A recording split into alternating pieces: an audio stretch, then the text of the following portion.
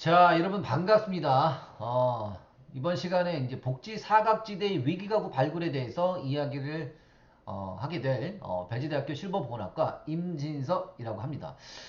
자, 여러분들 뭐 사실 여러분들 직접 얼굴을 뵙고 강의를 하는 게 도리죠. 그런데 지금 상황이 굉장히 좋지 않잖아요. 뭐 오미크론인지 뭐 델타 바이러스인지 아무튼 간에 새로운 변이 바이러스가 계속해서 나타나면서 또 우리나라가 이제 또 영향을 받고 있고 그리고 전국적으로 지금 난리도 아닙니다. 그래서 조만간 정부에서도 잠시 멈췄던 사회적 거리두기를 다시 재개하지 않을까라고 하는 그런 예측을 조심스럽게 해볼 수밖에 없는 상황인 것 같은데 아무튼 여러분들 굉장히 좀 뭐 아무리 이제 오미크론이 뭐 이 증세가 좀 약하다라고 하더라도 사람이 이게 또 사람마다 다 다른 거 아니겠습니까? 어떤 사람들은 굉장히 치명적인 영향을 미칠 수도 있는 거기 때문에 여러분들 제일 중요한 것은 이 예방인 것 같아요. 건강관리 잘 하시길 바라면서 자 오늘 이번 시간에는 이제 복지 사각지대 위기가구 발굴에 대해서 이야기를 나눠보도록 하겠습니다. 자 여러분들 복지 사각지대 위기가구 발굴을 하기 전에 우리나라는 여러분들 선진국입니까? 선진국이 아닙니까? 우리나라는 엄연히 선진국이죠. 그쵸? 뭐 소득이 3만 불이 넘고요. 경제 규모로 본다고 하더라도 정말 세계적으로 10위권 안팎에 있는 정말 선진국이 분명합니다. 물론 이제 선진국의 개념을 어떻게 보느냐에 따라서 달라질 수가 있겠죠. 뭐 경제적인 수준만을 볼 것이냐, 아니면 그 사회 어떤 문화적인 어떤 소양이라든지 인권이라든지 여러 가지도 고려해야 되냐, 뭐 달라지겠지만 경제적인 부분만 본다고 하면 우리나라는 이미 선진국에 진입을 했습니다. 오래전에, 그쵸? 자, 그래서 뭐 우리나라가 이제 선진국이면서 동시에 이제 복지국가를 지향하고 있기 때문에 다양한 사회복지 제도들이 많이 구비가 되어 있죠. 물론 그 수준을 그 복지 사회복지 제도의 어떤 그런 질적인 수준을 깊게 이제 따지고 들어가다 보면 뭐 할 말은 굉장히 많지만 그래도 우리나라가 뭐 여타 다른 나라에 뒤지지 않는 그런 사회복지 제도 정책을 잘 갖춰져 있는 나라 중에 하나입니다. 자, 그럼에도 불구하고 이런 다양한 사회복지 제도의 수혜를 받지 못하는 이른바 복지사각지대는 끊임없이 발생하고 있습니다. 왜 그럴까요? 어? 매년 복지 예산은 증가하고 있고 다양한 사회복지 제도들이 만들어지고 있고 또 이런 사회복지를 담당할 수 있는 공공의 인력, 뭐 사회복지 전담 공무원부터 시작해서 또 민간에서도 굉장히 많은 사회복지사들이 활동하고 있음에도 불구하고 여전히 이런 제도권의 혜택을 받지 못해서 극단적인 선택을 하는 그런 사람들이 하루가 멀다 하고 발생하고 있는 게 오늘날의 현실입니다. 왜 이런 문제가 발생할까? 왜 이런 일들이 끊임없이 발생할까? 자, 여러분들 지금 보이시는 이 장면이 뭘까요? 자세히 한번 보세요. 어, 자, 메모장에 하나 있네요. 볼까요? 주인 아주머니께 죄송합니다. 마지막 집세와 공과금입니다. 정말 죄송합니다. 자, 이 메시지는 2014년도 서울 송파구에 있었던 다들 아마 아실 겁니다. 서울 송파구 새 모녀 사망 사건 현장에서 발견된 메모지입니다. 자, 그 당시 상황을 한번 살펴볼까요? 이 당시 보면 새 모녀가 있었죠. 이제 박모모 씨라고 하는 이제 어머니와 이제 딸들 두 명이 있었습니다. 그 어머니가 이제 60세 정도 되셨고요. 이제 인근에 있는 놀이공원에서 그 안에 있는 식당에서 이제 일을 하시면서 월에 한 120만 원 정도의 소득을 있으셨다고 해요. 그걸 가지고 이제 새 모녀가 살아갔었는데 이 어머니가 사망하기 한 달 전에 일을 하다가 아마 다치신 모양이에요. 그래서 이제 일을 그만둘 수밖에 없었고, 그러니까 어머니가 일을 그만두게 되다 보니까 소득이 없어지게 된 거죠. 그렇죠? 그러면서 굉장히 극심한 생활고에 시달렸다고 전문가들이 이야기를 합니다. 자, 그럼 딸들은 어땠었느냐? 그럼 딸들이 그러면 일을 하면 되지 않아? 딸들이 일을 하면 되지. 근데 이 큰딸이 35살이었고요. 이 고혈압과 당뇨를 앓고 있었다라고 이야기를 합니다. 사실상 경제 활동을 할 수 있는 상황은 아니었어요.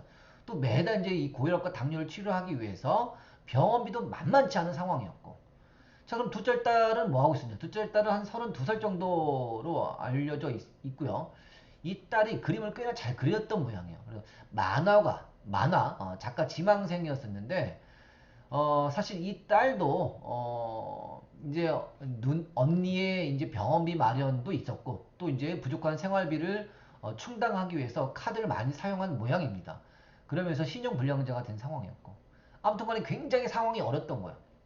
그러다가 결정적인 사건은 이 엄마가 다치게 되면서 일을 할 수 없는 상황이 발생하게 됐고 그로 인해서 유일한 120만 원의 소득이 없어지다 보니 정말로 뭐 이루 말할 수 없는 그 당시에 이 어머니가 쓴 이 가계부를 보게 되면 정말 정말로 한숨이 나올 정도로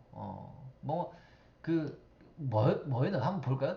그 당시에 발견된 이 송파 세모녀 가구에서 발견된 가계부입니다.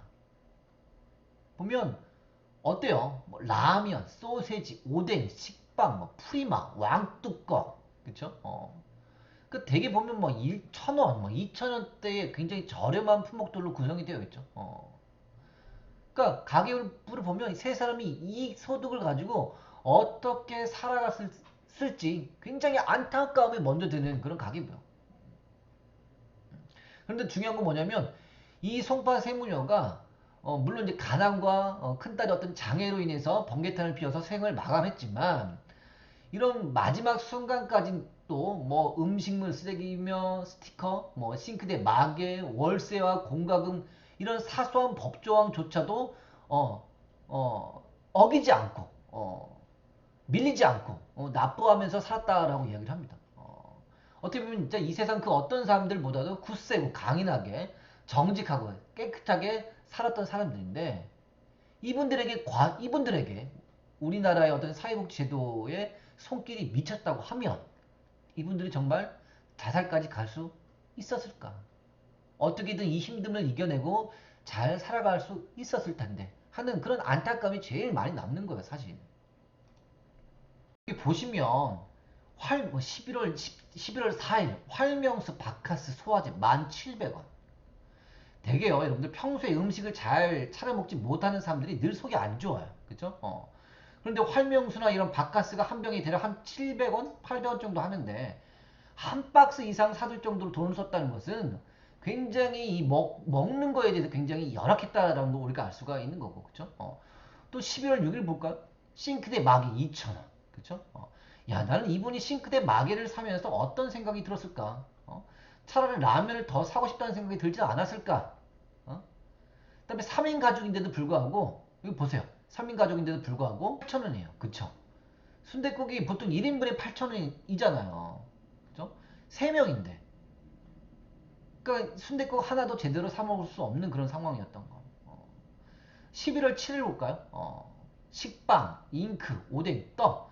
이날은 제가 볼 때 마땅한 먹을 음식이 없었던 모양이에요. 그죠? 아마 저렴한 식당, 어떤 식빵이라든지 떡을 사서 끼니를 때웠던 것 같고 자, 분명히 배불리 먹고 싶었을 텐데 이 음식의 가격만 보면 양이 추정이 되죠. 그러니까 한 명이 먹기에도 부족한 양인 거예요. 8일날 볼까요? 프리마, 바지락, 그쵸? 프리마, 차라리 일회용 커피를 사 드시지. 아마 이제 이 커피 가격이 높다 보니까 그냥 프리마만 타 먹었을 것 같다라고 하는 그런 의견들도 어, 생각해 볼 수가 있을 것 같고, 그쵸? 그 다음에 11월 9일, 이날은 좀 지출이 많습니다. 그쵸? 9일 보면 음식물 쓰레기 스티커 1,300원.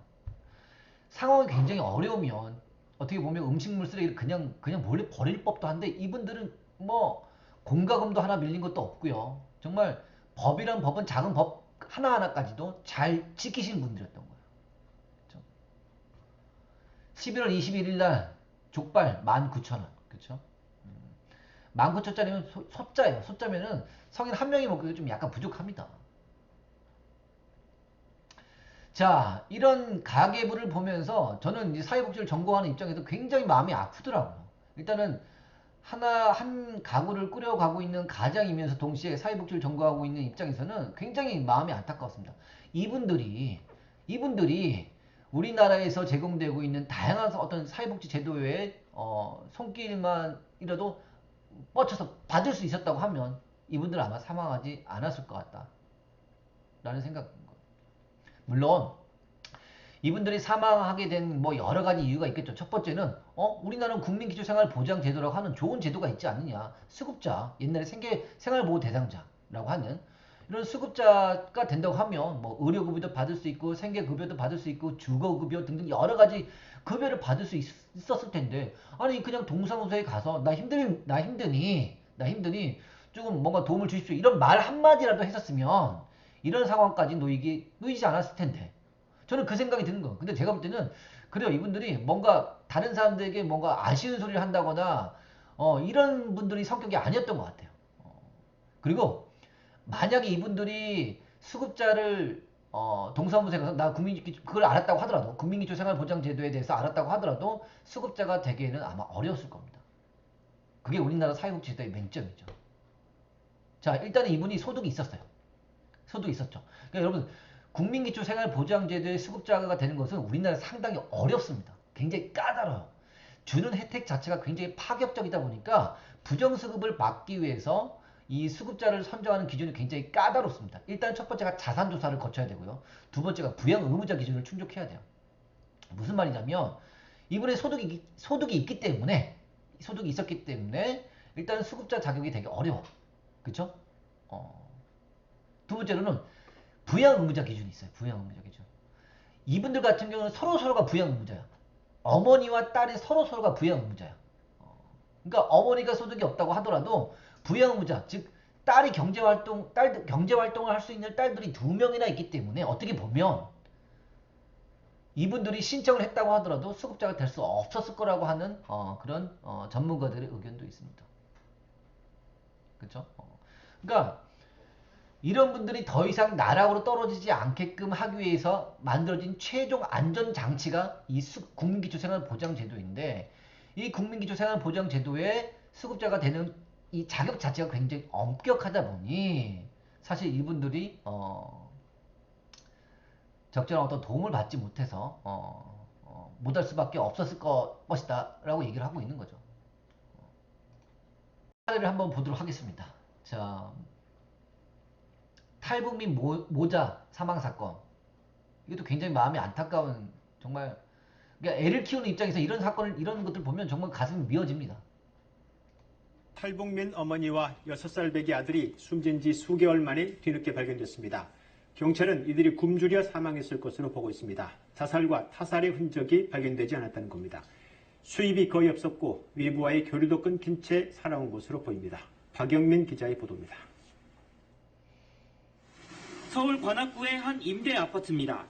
지난달 31일 탈북민 41살 한모 씨와 6살 배기 아들 김모 군이 숨진 지 2달 만에 발견됐습니다.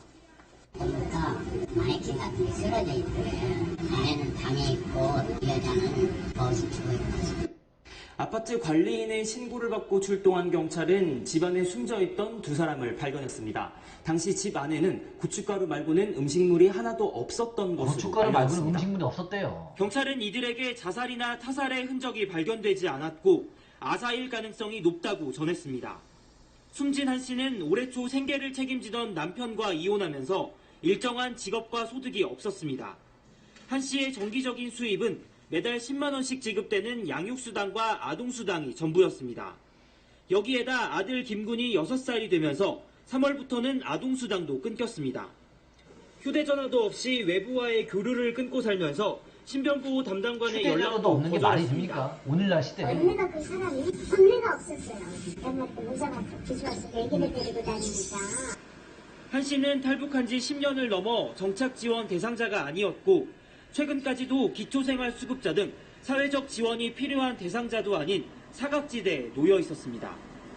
하나원 태도의 기준, 그러니까 저희 주 입국의 기준으로 5년이기 때문에 사실 기초생활보호 수급자에서 벗어나시거나 그렇게 되면 사실 저희 그냥 한국 사회로 편입이 됐다고 보는 거죠. 통일부는 이번 탈북모자 사망과 관련해 사각지대로 관리가 안 된 부분이 있어 재발 방지를 위해 노력하고 점검하겠다고 밝혔습니다. KBS 뉴스 박용민입니다. 보면요. 2019년도 7월 31일 날 서울 관악구에 있는 13평 굉장히 좀 협소한, 그쵸? 이런 낡은 임대 아파트에서 이 어머니 한모씨, 42살하고 이제, 아들 6살 이제 아상 사건입니다. 아사가 뭡니까? 굶어 죽은 거죠. 그죠? 그러니까 그 당시 발견됐을 당시에 숨진 지 2달이 넘은 상태였을 것으로 추정이 되고 있고요. 시신이 먹을 걸 먹지 못해서 굉장히 마른 상태였었고, 아까 전에 이제 뉴스에서 나왔지만 집안에서 먹을 거라고는 딸랑 고춧가루밖에 없었다라고 이야기합니다. 자, 이 어머니가 탈북민이었어요. 그쵸? 2009년도에 남한에 들어와서 서울 관악구에 있는 이 임대 아파트에서 살면서 1년 동안은 그래도 기초생활수급자가 돼서 어떤 다양한 어떤 급여를 받은 걸로 알고 있습니다. 그런데 이후에 이제 뭐 수급자가 됐다고 해서 일을 안 하면서 살 수 있는 건 아니잖아요. 그렇죠? 젊은 나이기도 하고. 그러니까 일을 하다 보니까 소득이 잡히게 됐고, 그로 인해서 수급자에서 탈락이 됐습니다. 그 다음에 이제 중국인을 만나서 이제 결혼을 하게 됐는데, 2012년도에 남편 따라서 통영으로 건너갔어요. 근데 통영에서 이 남편이 이 조선소에서 근무를 하다가, 근데 그 당시에 이 조선소가 굉장히 불황이었던 모양이에요. 일자리를 잃게 됐고, 그러면서 이제 이 가족들이 다 중국으로 넘어갑니다. 중국으로 넘어갔다 거기서도 살기 힘드니 다시 이제 한국으로 넘어왔어요. 이제 그 남편은 이제 중국에 있고, 이제 넘어왔는데, 이제 이 남편이 소득이 있는 상황이었기 때문에 기초생활수급자를 또 신청할 수 없는 상황이었어. 한국에 와서도 뭐 일할 수 있는 상황도 아니었던 모양인 것 같아요. 그래서 양육수당 10만원, 아동수당 보통 이제 6살까지 주는 거, 이것만 받다가 이제 아동이 이제 6살 넘어가니까 이제 되다 보니까 이제 그것도 끊기게 된 거고. 그리고 나서 이제 2019년도에 이제 남편과 이혼을 하게 됩니다. 근데 이분이 이제 수급자를 다시 신청했으면 아마 이런 비극까지는 오지 않았을 텐데, 다시 수급자를 신청할 수 있다는 그런 사실을 아마 몰랐던 모양이에요. 그래서 상황이 굉장히 안 좋아지니까 결국은 이제 굶어 죽게 된 거죠. 이런 사건들이 계속해서 일어나고 있습니다. 지금 보시는 것처럼 국민소득이 3만 달러가 넘은 이 선진국 이 땅 안에서도 이런 아사 사건, 정말 이런 제도적인 혜택을 받지 못하고 사망하는 그런 안타까운 이런 사건들이 연일 계속 보도가 되고 있는 상황인 거예요. 복지 사각지대죠. 복지 사각지대.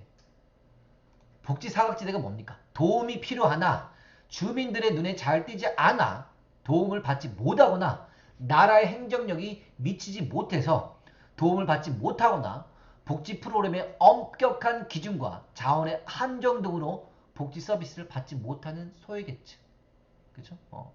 아까 전에도 말씀드렸듯이 우리나라는 내가 아무리 힘들고 어렵다고 하더라도 나라에서 알아서 찾아서 필요한 도움이나 서비스를 제공해 주지는 않습니다. 우리나라 복지제도는 신청주의가 원칙이야. 일단은 내가 힘들면 어떻게든 동사무소나 구청이나 아니면 복지관에 찾아가서 내가 힘듦을 어필해야 돼. 그래야만이 도움을 받을 수가 있는 겁니다. 그러니까 송파 세모녀 사건이 일어나고 나서 나라에서도 크게 깨달은 게 뭐냐면, 야 이건 아닌 것 같다.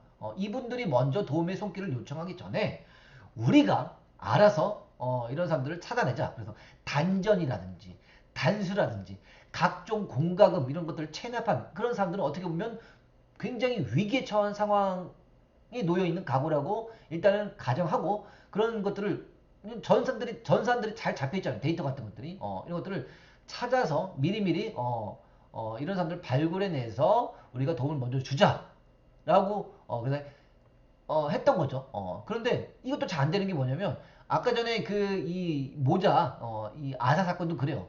단전, 단수, 공과금을 자꾸 못 내다 보니까 체납, 내야 될 공과금들이 쌓여 있죠. 그런데 이런 것들을 찾아내지 못했어요. 왜냐면 아파트에서 그런 사람들을 통으로 관리해서 하다 보니까 그러니까 이분들이 단전인지 단수인지를 알아채지 못했던 것들이야. 이죠, 그쵸? 자, 이렇게 복지 사각지대라는 것은 복지 욕구가 있지만 소득이나 재산 등의 자격 기준에서 배제가 된 경우, 급여 및 서비스의 내용이 불충분한 경우, 내가 받더라도 나라에서 다양한 어떤 그런 사회복지 서비스, 급여 이런 따위 등을 받는다고 하더라도 그 내용이 굉장히 충분하지 못해서 일상적인 생활을 영위하기가 어려운 경우들, 그쵸? 대상자 발굴 및 관리에서 누락되는 경우를 우리가 복지 사각지대라고 이야기합니다. 근데 이건요, 여러분들 복지 사각지대는요, 아무리 그 나라의 이런 사회복지 제도가 잘 발달되어 있다고 하더라도 발생할 수밖에 없습니다. 모든 그런 사람들을 다 관리하기가 굉장히 어려운 거예요. 그러니까 가장 중요한 건 뭡니까? 가장 중요한 나라한테만 이걸 맡겨서는 안 되고 우리 지역 주민들이 그런 사람들을 찾아내서 필요한 서비스나 도움을 받을 수 있도록 도와주는 거죠. 그게 바로 복지 사각지대 발굴인 겁니다. 자, 복지 사각지대 매년 증가하고 있습니다. 자, 가족 구조의 변화, 그죠? 첫 번째는 옛날에는 도움이 필요한 가족의 문제는 일단은 가족이 책임을 졌어요. 그쵸? 뭐 싫든 좋든 간에 가족이기 때문에 가족이 책임을 졌습니다. 그러니까 여러분들 우리나라의 이 국민기초생활보장제도의 수급자가 되기 위해서는 일단은 부양의무자 기준을 충족해야 된다고 얘기했죠. 그러니까 어떤 나라든지 간에 우리나라의 이 국민기초생활보장제도와 유사한 그런 서비스는 다 있습니다. 이름은 다를 이름이라든지 뭐 그 안에 내용은 조금씩은 상이할지라도 우리나라의 국민기초생활보장제도와 유사한 정책들은 다 있어요. 그런데 그 어떤 나라에서도 이런 부양 의무자를 따져서 수급자가 될지 안 될지를 결정한 나라는 우리나라밖에 없습니다. 왜 그럴까요? 다른 나라는 일단 제일 중요한 건 뭐냐면 정말 도움이 필요한지 그 부분만 봐요. 첫 번째 이 자산, 그렇죠? 그 부분이 그 나라에서 정한 기준보다 못 미치면 다양한 이런 그 공공부조 혜택을 줍니다. 근데 우리는 그런 것도 충족해야 돼. 일단은 자산조사도 일단 통과해야 돼. 그 다음에 뭡니까? 부양 의무자 기준. 자산조사도 여러분들 소득 인정액이라고 해서 내가 버는 소득도 있지만 그 다음에 뭐 집이 있다거나 아니면 생계를 목적으로 뭐 몇십 년째 끌고 다니고 있는 뭐 용달차나 이런 것들도 다 소득으로 환산해서 그걸 소득 인정액이라고 하는데 그 소득 인정액이 나라에서 정한 기준보다 못 미쳐야 돼요. 일단은. 자, 이게 충족이 됐어. 그 다음에는 뭡니까? 부양 의무자야. 일단 이 사람들 이 도움을 줄 수 있는 가족이 있으면 일단은 수급자가 될 수가 없습니다. 그렇죠? 근데 여기 가족 구조의 변화있죠. 옛날에는 가족이 그래도 같이 이제 도움을 주면서 살아갔지만 지금은 옛날과 같은 그런 가족 기능을 기대할 수가 없죠. 서로 먹고 살기 바빠. 아무리 내 부모일지라고 하더라도 내가 먹고 살기 힘든데 어떻게 부모님을 도울 수 있겠어요. 그죠? 가족 구조, 가족 기능이 예전만 같지가 않아. 그죠? 와이되고, 그죠? 또 경제적인 어떤 양극화, 또 여기 재산 기준이나 부양의무자 기준의 자격 기준 미달로 이런 수급자가 될 수 없는 그런 상황들이 많이 있고, 그래서 뭐 전국적으로 이런 복지 사각지대에 놓여 있는 사람들이 굉장히 많은 것으로 추정이 됩니다. 아마 대전 같은 경우도 한 100만 가구가, 100만 가구, 그 정도 너무 많고요. 한 2천 정도의 가구가 이런 복지 사각지대에 놓여 있는 것으로 추정이 되고 있습니다. 상당히 많은 거예요. 자, 그래서 나라에서는 이러한 복지 사각지대에 놓여있는 사람들을 발굴해내기 위해서 복지 소외계층 전국 일제조사라는 것을 하고 있죠. 이렇게 증가하게 되는 복지 사각지대를 나라에서 어떤 정부의 어떤 행정력을 통해서만 발굴해내서 또 필요한 도움을 연계하는 것은 사실 역부족이죠. 그래서 지역 주민들이 함께 참여해서 이런 복지 사각지대를 함께 발굴하고 그들이 어떤 적절한 도움을 받을 수 있도록 해주는 그런 노력이 사회적으로 굉장히 요구가 되면서 등장하게 된 게 바로 지역사회보장협의체입니다. 협의체.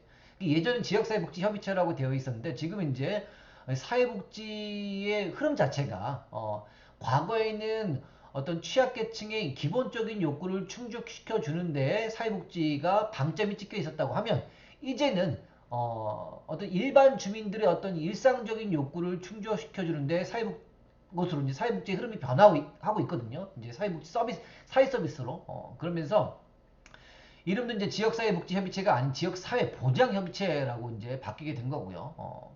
자, 이런 지역사회보장협의체가 만들어지면서 지역사회 주민들이 스스로가 내가 살고 있는 지역의 복지 문제가 뭘까를 함께 고민해보고 또 그러한 복지 문제를 해결할 수 있는 다양한 자원들은 어디에 얼만큼 있을까?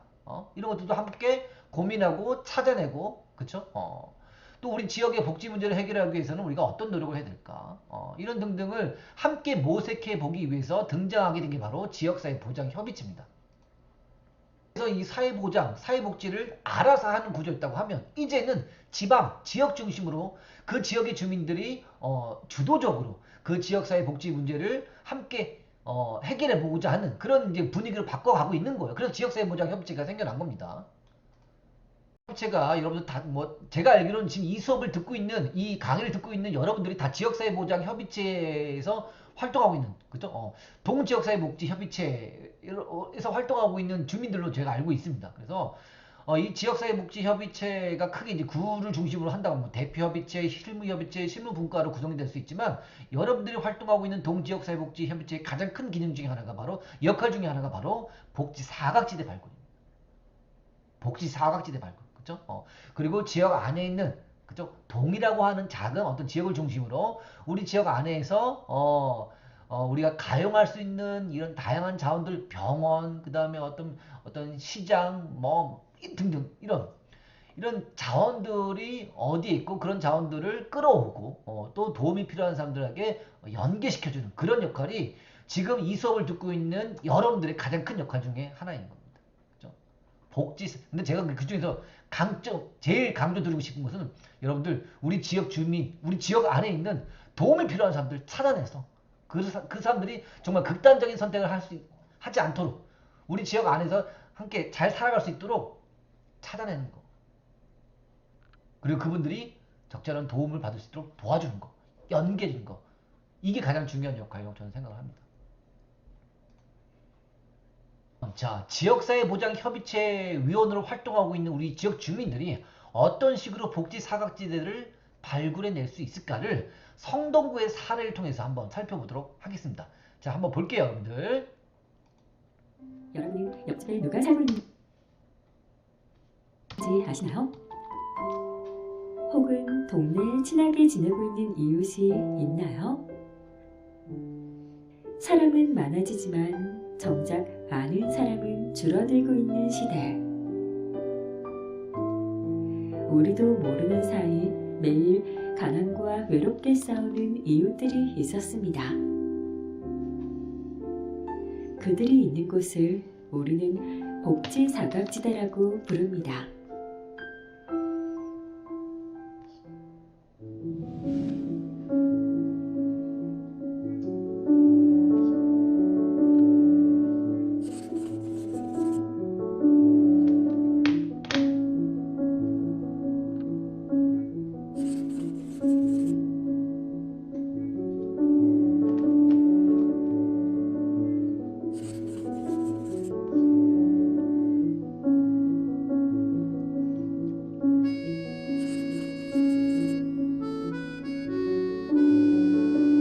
다 힘든 사람들이죠. 이런 사람들 너무나 많습니다. 급변하는 사회 속에서 다양한 모습으로 발생하는 위기 가구.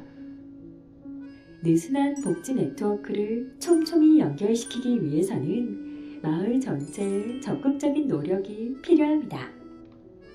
성동구에는 주민이 주민을 살핀다는 의미를 가진 주주살피미를 운영하고 있는데요.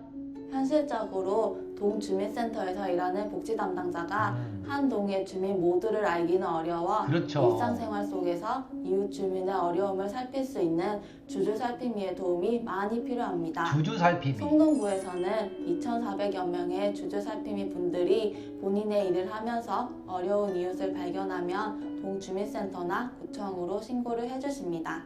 지역 신고하는 게 사정에 중요한 밝은 거죠. 주민이 이웃의 위험을 신속하게 발견하면 동주민센터에서 대상자에게 적합한 복지 서비스를 연계해 지원합니다. 주민과 직접 공무원들이 얼굴을 맞대고 함께 말하기 우리 지역 안에 어려운 있는 경우 사각지대 성동 이웃 노인 살피미 사람들을 카카오톡 발굴해서 플러스 채널을 신고하는 거. 통해 쉽게 상담이 가능합니다. 본인뿐만 아니라 지역 주민이 대신 신고할 수도 있습니다. 이 외에도 취약계층 주민들이 실질적으로 혜택을 받을 수 있는 다양한 사업을 진행하여 단 한 명도 소외되지 않는 성동구를 만들기 위해 노력하고 있습니다. 누구도 외롭지 않고 모두가 함께 행복한 동네는 우리의 작은 관심에서 시작됩니다. 자, 우편물이 잔뜩 밀려 그렇죠. 있거나 관리비가 3개월 이상 연체되어 있는 경우 위험 징후일 수 있으니 유심히 살펴봐 주세요. 이런 사람들 우리가 잘 유심히 봐야 되는 사람들과 과목들이죠. 접촉이 많은 가게를 운영하시는 분은 매일 술을 사는 사람이나 음식을 부실하게 먹는 아이들을 봤을 때 동주민센터에 바로 연락해 주세요. 이웃의 신고를 받으면 복지공무원이 방문해 돌봄이 필요한 위기 가구를 살핍니다.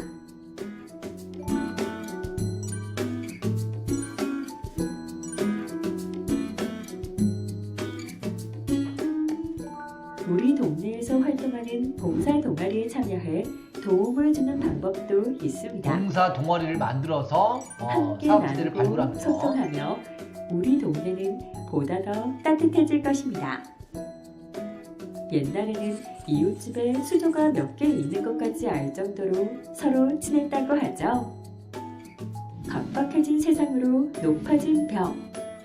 한없이 높아 보였던 그 벽은 어쩌면 한 번의 두드림으로 쉽게 열릴 수 있었던 것일지도 모릅니다.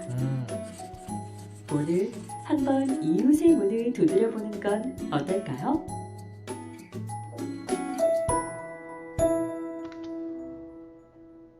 네, 지역사회보장협의체의 복지 사각지대 발굴과 관련된 영상을 한번 봤고요. 그렇죠?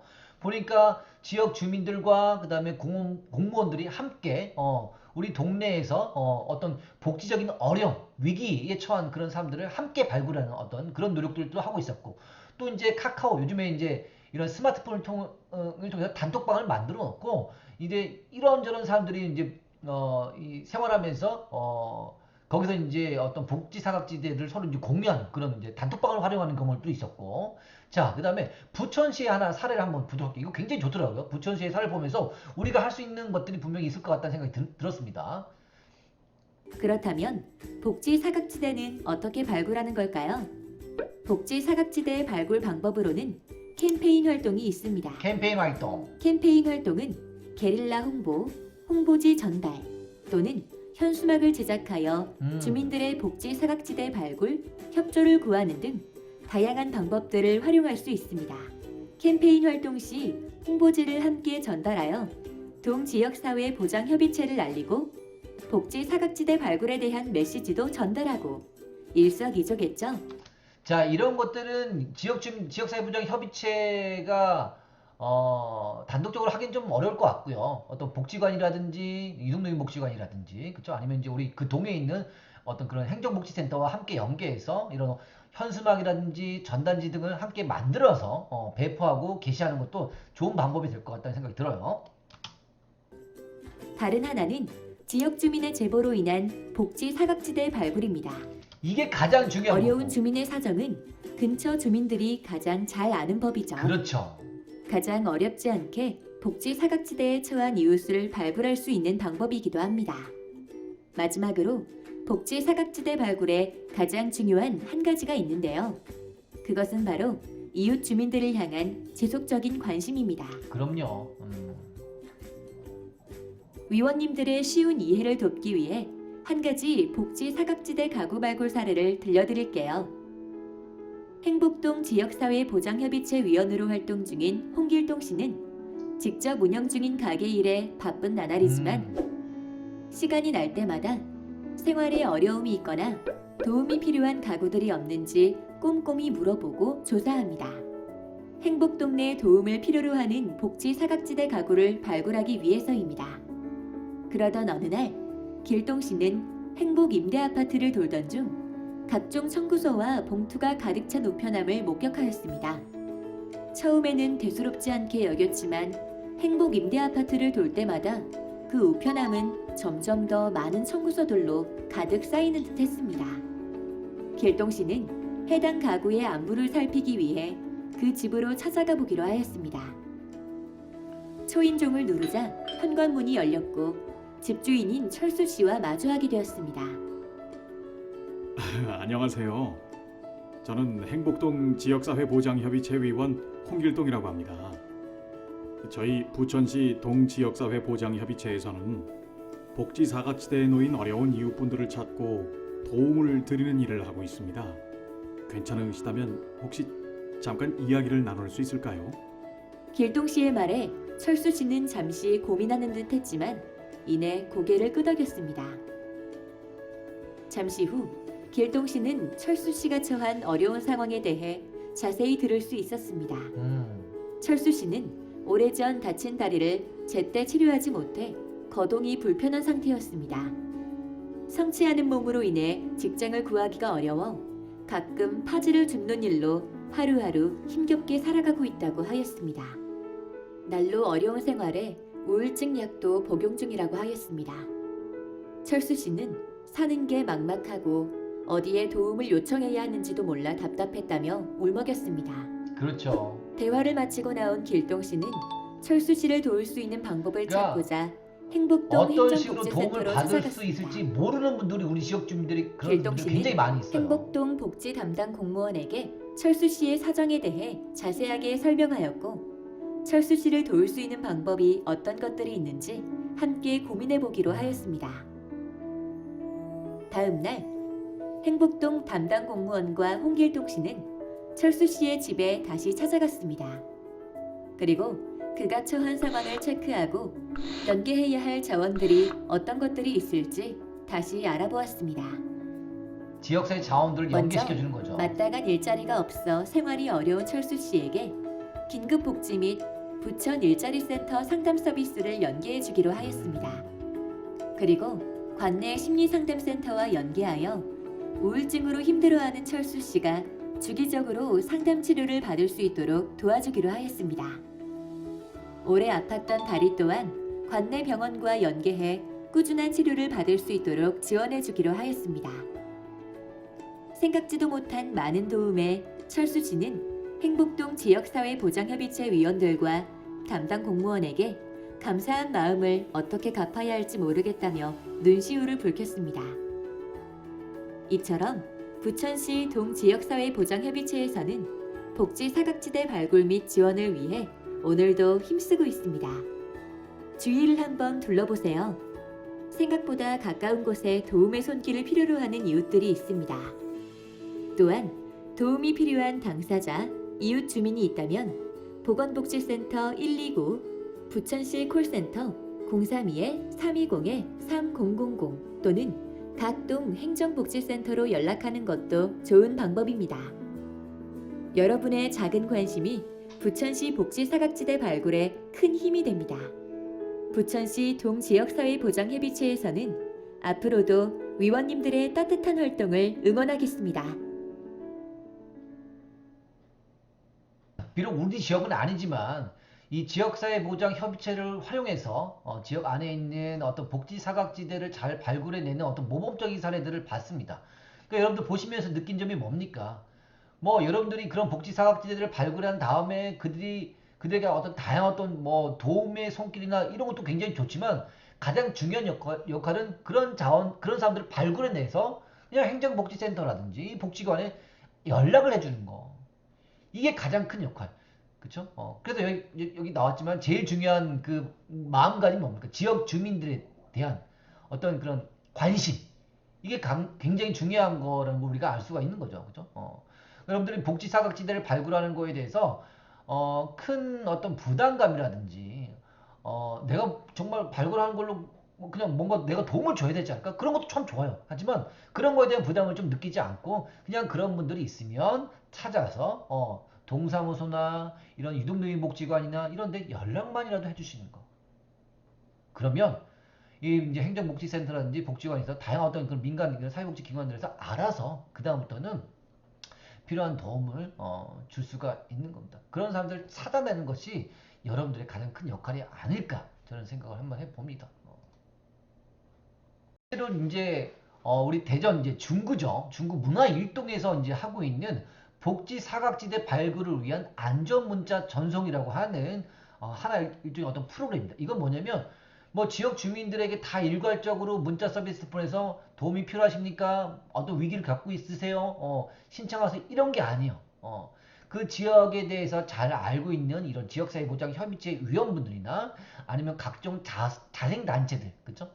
이런 자생단체 회원들에게 이런 역할을 부여하는 거예요. 그래서 한 달에 한두 번 정도 지역 주민들을 잘 관찰하시고 뭐 아까 전에 우리 동영상에서 봤지만 뭐 어느 가구 같은 경우에 보니까 뭐 이런 각종 어떤 그런 우편물들이 쌓여 있다거나 그쵸? 굉장히 매번 길가에서 보는데 굉장히 행색이 초라하신 분들이 보인다거나 또 어떤 아이가 있는데 맨날 같은 옷만 입고 있는다거나 아니면 머리나 이런 분들이 굉장히 지저분하다거나 그다음에 가게 같은 데 갔을 때 항상 술을 자주 사는 모습을 봤다거나 이런 사람들 다 위기 가구인 거야. 그러니까 여러분들의 익명성은 보장이 됩니다. 그러니까 그런 분도 있으면 나중에 내가 이런 사람들이 신고했다고 신고란 게 신고긴 하지만 나쁜 의미 신고는 아닌 거죠. 그죠? 신고했다고 해서 혹시 나한테 뭔가 해가 끼치지 않을까 그런 걱정은 전혀 하실 필요 없고요. 그런 분도 있으면 조용히 찾아가세요. 조용히 찾아가서 지역이 이제 사는 곳이 어딘지를 좀 잘 캐치한 다음에 그런 사람도 있으면 가까운 동사무소나 이런 데 복지관에 연결을 해주시면 그분들이 다 알아서 찾아가서 이제 조사도 하게 되고 또 이제 필요한 서비스를 제공해 줄 수 있는 거기 때문에 여러분들의 역할은 거기까지 해주시면 되는 겁니다. 물론 이제 여러분들이 이런 봉사 단체라든지 아니면 여러분들 335 모여가지고 뭐 반찬 배달을 한다든지 뭐 이런 것도 굉장히 도움이 돼요. 하지만 여러분들의 가장 큰 역할 중에 하나가 바로 복지 사각지대를 발굴해내는 것들이다. 그쵸? 이런 것들을 공공에서 해주면 참 좋은데 뭐 여러분들 동사무소 가보세요. 사회복지 전담 공무원도 있지만 민원 업무 처리하는 것도 굉장히 바쁩니다. 찾아가는 서비스가 일단 안 돼. 뭐 찾아가는 서비스 발굴해내고 이런 것들을 하기 위해서는 이 동사무소의 직원들이 하기 위해서는 많은 인력들이 보완이 되어야겠지만 그게 사실 현실적으로 어렵죠. 그러면 여러분들이 역할을 해주시면 되는 겁니다. 자, 오늘 이동노인복지관에서 이제 우리 지역사회보장협의체 위원분들 대상으로 해서 이 복지 사각지대 발굴과 관련된 이야기를 나눠봤습니다. 여러분들의 역할이 여러분들이 그 지역 주민들에 대한 어떤 세심한 배려, 관심, 따뜻한 관심이 우리 복지 사각지대를 해소할 수 있는 지름길이라는 거 말씀드리면서 오늘 이번 시간 마치도록 하겠고요. 좋은 음악과 함께 마무리하도록 하겠습니다. 여러분 굉장히 고생 많으셨습니다.